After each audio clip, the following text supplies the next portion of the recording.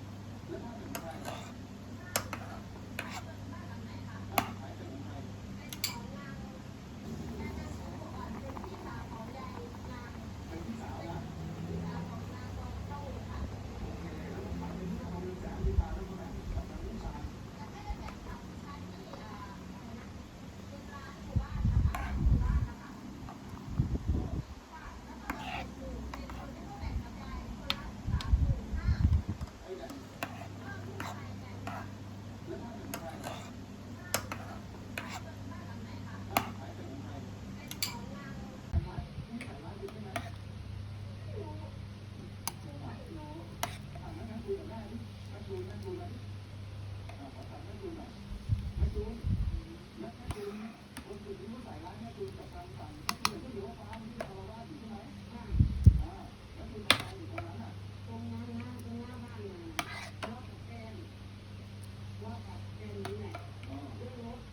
เราไม่ได้เงินเพราะว่าทางบริษัทเขาโทรมาแล้วว่าจะให้ไปจ่ายทางการที่ไม่ติดทีนี้พอบริษัทเขามาบอกว่าวันที่ไม่ติดก็มีนะโอเคว่าโอเคเดี๋ยวจ่ายวันที่ไม่ติดจะส่งให้เพราะว่าเขาอนุมัติว่าวันที่15ต้องจ่ายนะก็เลยขอเลือก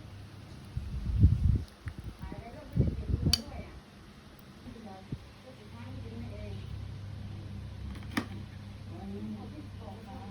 ไม่ใช่เสื้อฟ้าที่ยืนด่าไม่คุณไม่เอา ถามตัวแกนะคะเนี่ย ไม่แล้วที่พี่รู้เนี่ยไม่ยากเพราะว่ายังไง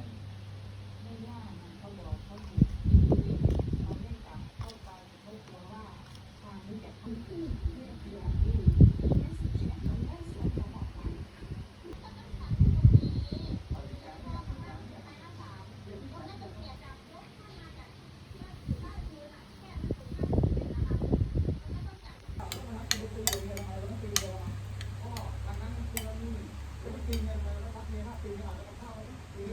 คือวันนั้นนะพี่ผมเข้าใจผิดหมายถึงว่าเมียผมจะไปทำความรุนแรงกับให้ญาติของแกทีนี้ผมก็เข้าไปห้ามปรามอยู่เลยพี่ เสื้อน้ำเงินเป็นครูนี่คุณใช่ไหม จะมีคือ นี่เป็นอะไรนี่เป็นอะไรที่ทำอะไร ตัวเนี้ยครับ เมาหรือเปล่าเนี่ยคุณเมาไปแล้ว ไม่ได้หรอก